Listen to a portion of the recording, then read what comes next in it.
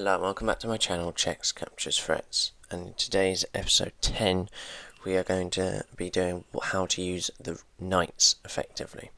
So from episode 9 we went over how to use the rooks effectively. Hopefully you understood about how they get connected in the 7th rank and behind passed pawns, vice versa. Anyway, today's episode we have 4 examples. So the first one being forks, quite useful as we did this earlier on in episode 3 or 2.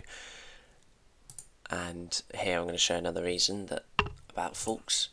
Then we're going to show how knights are bound on the side of the board. And this is another example why.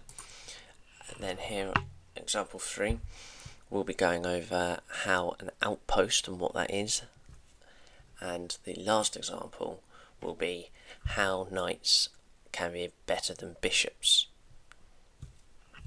So, here we go. So, example 1, forks.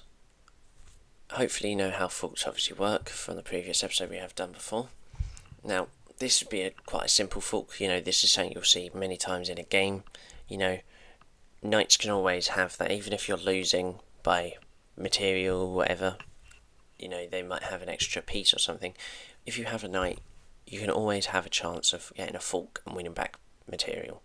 So obviously in this example, hopefully you can find it, is knight to e6, nice easy fork, and this will win simple exchange. So what this tells us is that knights, obviously seeing here, there is some patterns we can use for knight forks. You see how when they're close like this, and that vice versa, we'll be going over that a lot later. But forks, main thing is you just got to look out for them. At all times when you have a knight, especially in the centre of the board, getting towards the king, there's always stuff. Now, most of the forks I've been doing have been against a rook, a queen, or a king, and everything. Now, they can be a lot simpler. See, in this position, again, dead even position, you should be anyway, with each have a knight and 5 pawns. Now, here, there is still a fork. It's not that the fork has to be 2 really high value pieces here.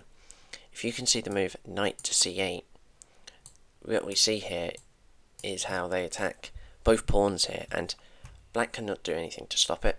So if it tried bringing its king in, as you can see, why might this be good? It's just a pawn, you might say.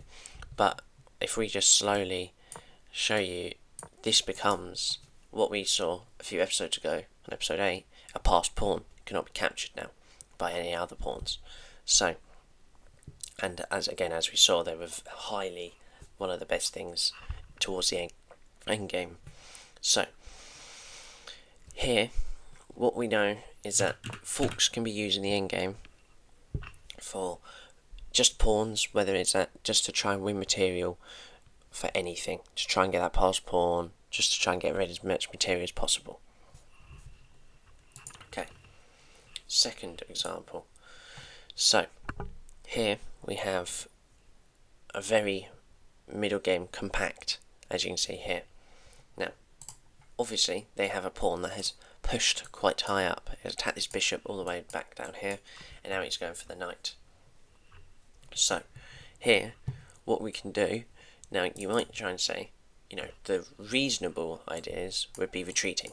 Retreating is not the worst idea, because you can always look at better ideas. Like if you did move here, you can go over here, or if you go, down here, you can soon try stuff like this. We'll go over that as well. There's a lot of things to go over soon about positional and everything. But what we're going to go over now is if you early on try and play the move, if you want to try and stay attacking, if you try and play a move like this, this is what, there is a saying, knight on the rim is dim, because as you can see here, it physically cannot go to any square. Now, it is literally locked into position, and it's just stuck now. So there is this example will tell you exactly how it works. So here there is 1, 2, 3, 4 places the knight can technically go. That is on the side of the board, whereas a normal knight can go 1, 2, 3, 4, 5, 6, 7, 8. So exactly double the amount. This shows how it really does have an impact when you try to, you know, as we saw in this example, it really has an impact on the fact that that piece is just acting as a pawn at this point. It's not doing, it can't move. It's just going to be stuck there for the rest of the game, and you're pretty much just 3 points down. So, because they have their knights in very good positions, vice versa, all of that. So, we've got that. Now, here, this is what we're going to go over now is what is called an outpost. So, an outpost in chess terms is where a piece normally can only be a knight and a bishop, but most of the time it is a knight. It's where it cannot be captured by any pawns and it can get behind them. So here, in this position, this knight can go to d6. As you can see, it's protected, so it's all safe there. No pawns get it, they've already pushed. And this bishop can't get it because it's on a different square. So no piece with a lower value or the same value can attack it. So if it was to get rid of it, it would have to sacrifice its rook for it, which obviously it cannot do. So this is kind of an untouchable piece now, you could say. It literally will not be taken now, unless they somehow get these two pawns, and then get all the way there, which means it's just wasting moves. Always try to find this. This will mostly happen, you'll not really get this in the opening. Middle game and end game, close towards the middle game, you'll have this.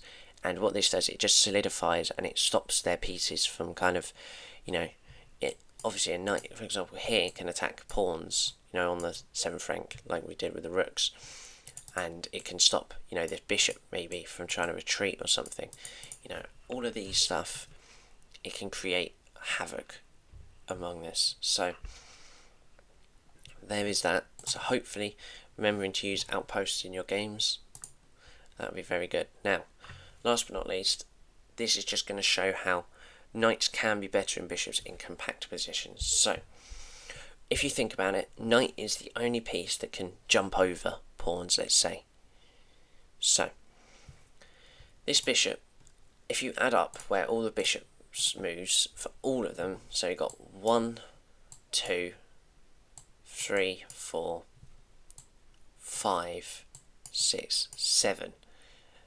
You could case for 8 as well. That is 8 already. Just, that's all 4 bishops.